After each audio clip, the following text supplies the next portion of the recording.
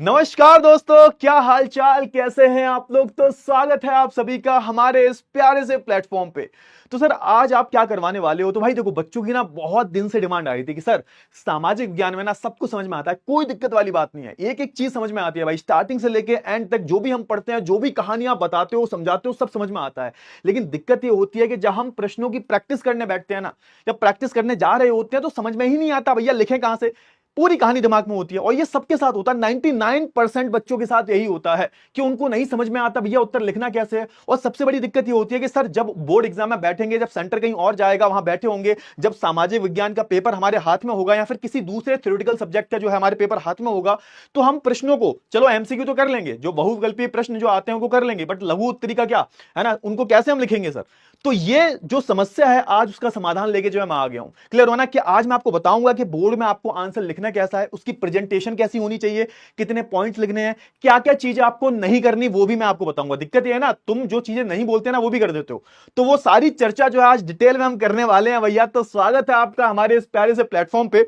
तो जल्दी से हम करेंगे, ज्यादा समय नहीं लूंगा मैं आपका, कम से कम वक्त में हम जो है सेशन को कंप्लीट करेंगे। और आज हम क्या करेंगे, एंड तक रुकना है, क्योंकि एंड में मैं आपको एक बहुत ही धांसू चीज दिखाने वाला हूं।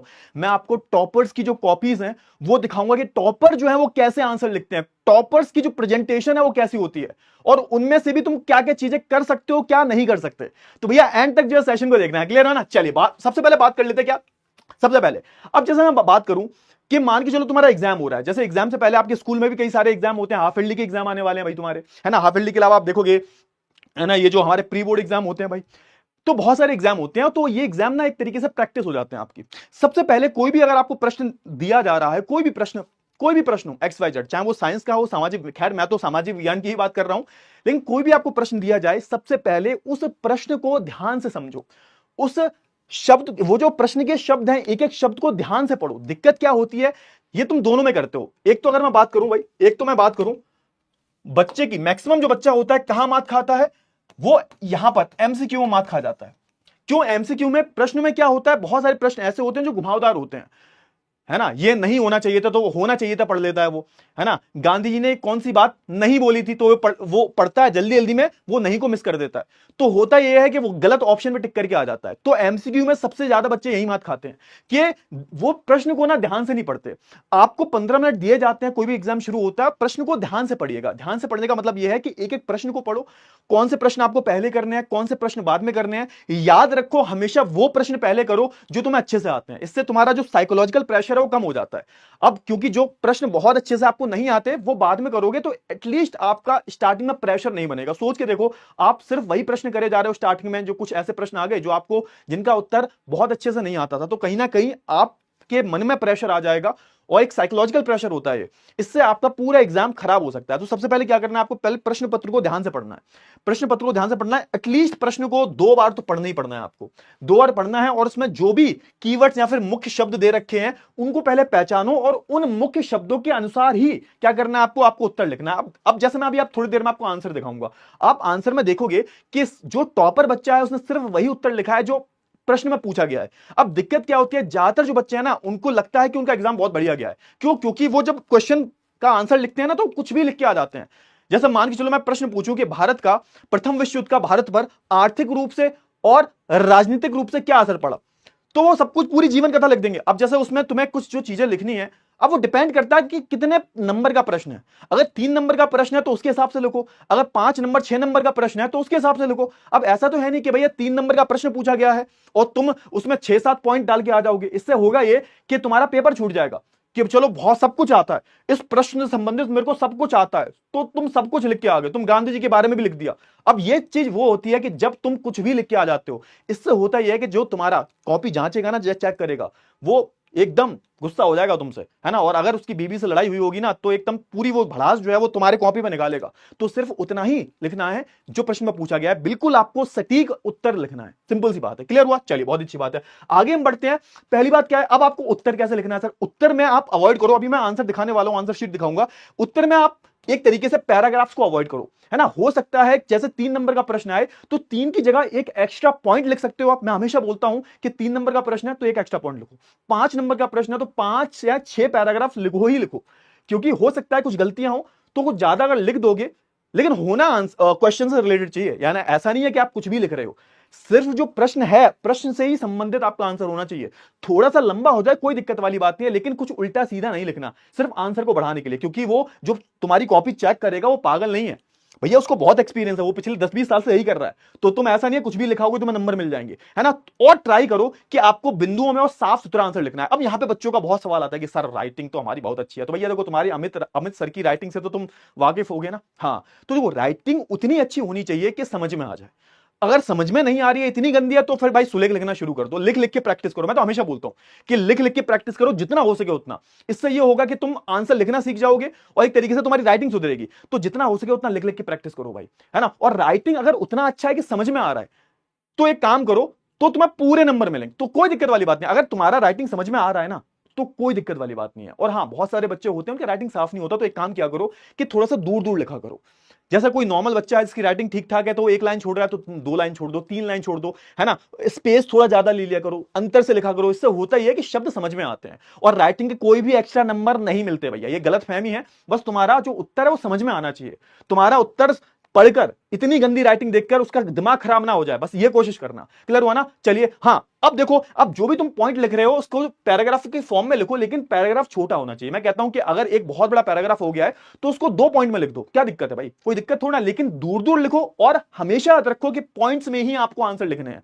क्लियर हुआ, है ना। फिर क्या करना है आपको कि हाँ, यहां पे सिंपल सा मैंने पॉइंट ऐड किया, जो मैंने ऑलरेडी बता दिया कि भाई बोर्ड की जो कॉपी होती है उसमें जो साफ सुथरी जो राइटिंग होती है, लिखावट जो होती है, और एक तरीके से जितने भी आपने पॉइंट्स इस्तेमाल किए हैं, जितने भी अनुच्छेद आपने इस्तेमाल किए हैं, वो सही होने चाहिए। और सबसे बड़ी बात, एक बोनस पॉइंट है कि भैया तुम जितना हो सके, जैसे मैं लॉन्ग क्वेश्चन की बात कर रहा हूं, जो लघु उत्तरी दीर्घ उत्तरी प्रश्न होते हैं, उनमें तुम एक काम कर सकते हो, तुम एक तरीके से हाईलाइट कर सकते हो, कुछ इंपॉर्टेंट जो चीजें हैं उनको हाईलाइट कर सकते हो। हाईलाइट का मतलब ये नहीं है कि हाईलाइटर इस्तेमाल करना है, ब्लैक पेन से जो भी इंपॉर्टेंट चीजें हैं उसको और तुम हाईलाइट कर दोगे लाइन से, कि कोई डेट हो गई उसको हाईलाइट कर दिया, ब्लैक कलर से लिख दिया तुमने, है ना। कोई इंपॉर्टेंट पॉइंट है उसको ब्लैक कलर से लिख दिया कि भैया जो असहयोग आंदोलन जो हुआ था 1920 में शुरू हुआ था, है ना। आप देखोगे 1919 में 13 अप्रैल 1919 में जलियांवाला बाग हत्याकांड हुआ था, तो इसको तुम ब्लैक पेन से लिख दो। चौरी चौरा कांड 1922 फरवरी 1922 में हुआ था। तो ये अगर तुम कुछ कुछ चीजें हाईलाइट कर देते हो, तो कुछ छोटी मोटी जो गलतियां होती है ना, वो एग्जामिनर इग्नोर कर देता है। वो फिर जांचते हुए वो बस इंपॉर्टेंट पॉइंट्स देखेगा, तो उसको बहुत मेहनत नहीं करनी पड़ेगी, क्योंकि तुमने 5-6 जो पॉइंट्स लिखे हैं उसमें तुमने हाईलाइट कर दिया है, बस काम खत्म। छोटी मोटी गलतियां जो होंगी वो बच जाती हैं, वो छुप जाती हैं। तो हमेशा हाईलाइट करो ब्लैक पेन से, और लाल पेन का इस्तेमाल मत करना, और हाईलाइटर का भी इस्तेमाल मत करना, ठीक है ना। क्लियर हुआ। हाँ, सिंपल सी बात है कि भैया ये पॉइंट मैंने ऑलरेडी आपको बता दिया, सटीक आंसर लिखना है, और एक तरीके से उत्तर को बहुत लंबा मत खींचो। जब प्रश्न जो है 3 नंबर का ही पूछा गया है, और 3 नंबर का भी अगर पूछा जाए, तो उसमें कुछ ऐसी चीजें नहीं लिखनी जो उस प्रश्न से संबंधित ना हो। बच्चे यही करते हैं, वो उनको लगता है कि भैया जितना लंबा भर देंगे, कॉपी भर देंगे, नंबर पूरे मिलेंगे, नहीं मिलेंगे। मैं कहता हूं 5 नंबर का भी प्रश्न आए तो उसमें भी सिर्फ और सिर्फ सटीक उत्तर ही लिखना है। और याद रखो, तुम्हारी जो एनसीईआरटी है या फिर तुम्हारी जो भी किताब चलती है उसकी ही भाषा का इस्तेमाल करें। तभी तो मैं बोलता हूं लिख लिख के याद किया करो, क्योंकि तुम्हारी जो भाषा है उस भाषा से नंबर नहीं मिलेंगे, उससे कॉन्सेप्ट क्लियर हो जाएंगे, और जो पूछा है सिर्फ उसी का जो उत्तर दें। अब बात आती है भैया एक मजेदार खेल की, जो तुम्हारे लिए सरप्राइज था भैया। उदाहरण ये है, ये देखो, ये जैसे एक उत्तर क्वेश्चन तो नहीं है, क्वेश्चन मैं बता देता हूं। क्वेश्चन पूछा गया होगा यहां पर कि जलोढ़ मृदा की 2 विशेषताएं बताइए। जलोढ़ मृदा आपका जो चैप्टर है संसाधन एवं विकास, उससे पूछा गया है, जलोढ़ मृदा की 2 विशेषताएं बताइए। अब आपको 2 ही विशेषताएं लिखनी है। अगर 2 पूछा गया, स्पेसिफिकली अगर 2 पूछा गया है तो 2 ही लिखना है। अगर यहां पे ये पूछा जाता जलोढ़ मृदा की विशेषताएं बताइए और 3 नंबर का प्रश्न होता, तो आपको 3 पॉइंट्स ही लिखने हैं मैक्सिमम, अच्छे अच्छे पॉइंट्स। और तुम्हें तीनों में मैं गारंटी से कहता हूं 1 नंबर नहीं कटेगा। अगर 4 आते हैं 4 भी लिख सकते हो, लेकिन ज्यादा लंबा नहीं खींचना। 3 नंबर मतलब 3 नंबर। क्लियर हुआ ना। हाँ है ना, फटाफट बताओ, है ना। तो आप देखोगे आपका 50 से 80 शब्दों में जो आंसर पूरा हो जाना चाहिए 3 नंबर के में। और अगर मैं लॉन्ग क्वेश्चन की बात करूं तो आप देखोगे 150 से 200 के बीच में होना चाहिए, ज्यादा नहीं, मैक्सिमम बता रहा हूं मैं, मैक्सिमम शब्दों में, इतने ही शब्दों में होना चाहिए। तो आपको एक तरीके से क्या लिखना है, जो भी जलोढ़ मृदा की विशेषताएं हैं वो सारी की सारी विशेषताएं लिख देनी है, जो भी आपको आता है कि भाई जलोढ़ मृदा में एक तरीके से पोटाश क्या क्या विशेषता होती है भाई। तो जलोढ़ मृदा कहां पाई जाती है ये भी लिख सकते हो आप, कि भाई उत्तरी मैदानी क्षेत्र में पाई जाती है, उत्तरी मैदानी जो क्षेत्र होता है वहां पाई जाती है, जो नदियों के आसपास का डेल्टाई क्षेत्र जो होता है वहां पाई जाती है, इसमें पोटाश होती है, फॉस्फोरस होता है, कितने प्रकार की होती है लिख दो। अच्छा, अब ये जो विशेषताएं हैं, अब इसमें ऐसा नहीं है कि तुम कुछ भी लिखते जाओगे, कुछ भी लिखोगे, कि तुमने दूसरी जो मिट्टी है काली मिट्टी के बारे में भी लिख दिया, तुमने लैटराइट मृदा के बारे में लिख दिया, ये नहीं लिखना। सिर्फ सटीक आंसर देना, यानी कि इसके बारे में पूछा गया जलोढ़ के बारे में तो सिर्फ जलोढ़ के बारे में, है ना। फिर आप देखो ये बहुराष्ट्र एक तरीके से बहुराष्ट्रीय कंपनियों के बारे में प्रश्न पूछा गया। यहाँ पे देखो ध्यान से, आप ध्यान से देखोगे, अच्छा ये प्रश्न पूछा गया, ये लॉन्ग क्वेश्चन है। इसमें पूछा गया है कि संघात्मक शासन व्यवस्था और एकात्मक शासन व्यवस्था में क्या क्या अंतर है। अब ये जो प्रश्न है आप देखोगे ध्यान से, ये लॉन्ग में आएगा, 5 नंबर में आ सकता है, 5 या 6 नंबर में, है ना। क्लियर हुआ? हाँ, तो लॉन्ग में जब ये आएगा तो आप देखोगे ध्यान से कि यहां पर आपको ठीक ठीक 4 से 5 पॉइंट्स लिख देने हैं। क्लियर हुआ ना? 1 2 3 4, 1 पॉइंट और एक्स्ट्रा लिख सकते हो आप। और ये देखो कितने सफाई से लिखा हुआ है, कितने सफाई से, आप देखो पूरी कॉपी देखो, आप ध्यान से देखो, एक एक पॉइंट जो है कितनी सफाई से लिखा गया है, दूर दूर लिखा गया है, पूरा एकदम सफाई से और बिल्कुल सटीक जो है। अगर आप उत्तर पूरा देखोगे, मैं पूरा उत्तर तो पढ़ाऊंगा, टाइम हो जाएगा, तुम जब पढ़ोगे तो पूरा उत्तर कितना सटीक तरीके से जो है लिखा हुआ है, समझो थोड़ा सा, देखो ध्यान से। क्लियर हुआ ना? हाँ, तो ये सारी चीजें आपको ध्यान रखनी है। क्लियर हुआ? अच्छा, अब यहां पे पूछा गया कि देखो संघीय व्यवस्था की कोई 3 विशेषताएं बताओ। संघीय व्यवस्था की कोई 3 विशेषताएं बताइए, तो आपको 3 विशेषताएं लिख देनी है और बिल्कुल सटीक लिखनी है, कुछ भी फालतू का नहीं लिखना, है ना। अच्छा, अब यहां पे मेन चीज आती है क्या नहीं करना। अब ये जो देखो, ये किसी टॉपर का है, लेकिन मैं तुम्हें रिकमेंड करूंगा ये नहीं करना तुम्हें। ये क्या नहीं करना मतलब, तुम्हें पैराग्राफ में बिल्कुल नहीं करना। ये क्वेश्चन पूछा गया है, प्रथम विश्व युद्ध का भारत पर आर्थिक राजनीतिक रूप पर क्या असर पड़ा। ये जो उत्तर है तुम्हें कम से कम 5 से 6 पॉइंट्स में लिखना है। और इसने बिल्कुल उत्तर ठीक लिखा है, लेकिन इसमें कमी क्या है, क्या गलती कर दी ना ही कोई। यहां पे आप देखोगे इन टॉपरों ने कोई भी हाइलाइटर का इस्तेमाल नहीं किया, है ना, तो ये गलत है। तुम कर सकते हो, तुम कोई भी महत्वपूर्ण जो चीज है उसको ब्लैक पेन से हाईलाइट कर सकते हो, ताकि जो कॉपी तुम्हारी जांचेगा उसकी नजर पड़ जाए, है ना। आप देखोगे ये प्रश्न देखो देखो पूरा यहां से लेके यहां तक, इसने एक लॉन्ग क्वेश्चन है ये, और लॉन्ग क्वेश्चन को इसमें किसी भी तरीके के पैराग्राफ, इसमें किसी भी तरीके के पॉइंटर्स का इस्तेमाल नहीं किया और किसी भी तरीके के यहां पे हाईलाइटर का इस्तेमाल नहीं किया गया। अब ये यहां पर क्या दिक्कत वाली बात है, अगर तुम ऐसा करते हो तो वो डिपेंड करता है भैया कॉपी कौन जांच रहा है तुम्हारी। मैं तो हमेशा बोलूंगा इसको हमेशा अवॉइड करो। क्वेश्चन का आंसर गलत नहीं है, समझो, तुम्हें अगर आंसर आता होगा तब भी तुम्हारे नंबर कट सकते हैं अगर तुम ऐसी प्रेजेंटेशन दोगे तो। क्यों? क्योंकि एग्जामिनर जो होता है वो भैया इतनी, है ना, तुम्हें एक बीच में डिफरेंस नहीं दिख रहा, वो इतना लंबा आंसर देख के फ्रस्ट्रेट हो जाएगा कि भैया क्या है ये, कौन सा पागल बच्चा है। इसके अलावा तुम्हें क्या करना है, इसकी जगह तुम ये कर सकते हो कि इस ही पूरे आंसर को तुम, है ना, 5 से 6 पॉइंट्स में डिवाइड कर दो, बांट दो, और बीच बीच में कुछ इंपॉर्टेंट जो चीजें हैं उनको हाइलाइटर से जमा करो। जैसे हम बात करें कि प्रथम विश्व युद्ध कब से कब तक हुआ, तो आप इसको हाईलाइट कर सकते हो 1914 से 18 तक, है ना, ये हो गया। फिर आप देखोगे कि अलग अलग जो चीजें, जो भी विकास हुए, क्या क्या चीजें हुई, कस्टम ड्यूटीज बढ़ गई, हमारे जो सीमा शुल्क बढ़ गया उसको ब्लैक पेन से लिख दो, महामारी इन्फ्लुएंजा नाम की महामारी फैल गई तो इन्फ्लुएंजा को काले पेन से लिख दो। तो इससे होगा ये कि आपका इंप्रेशन बहुत अच्छा पड़ेगा और नंबर कटने के चांसेस खत्म हो जाएंगे। और इसी के साथ मैं क्या करता हूं, इसी के साथ मैं इस सेशन को एंड करता हूं। आई होप आपको सारी जो चीजें हैं बहुत अच्छे से क्लियर हो गई होंगी और मजा आया होगा। भाई ये सारी चीजें इंप्लीमेंट करके देखो, मैं गारंटी से कहता हूं कुछ ना कुछ आपको फायदा मिलेगा, है ना। जो मैंने बताया क्या नहीं करना उन पर ध्यान देना, हमेशा ध्यान देना, क्वेश्चन को ध्यान से पढ़ो, सटीक आंसर लिखो और राइटिंग साफ साफ लिखो।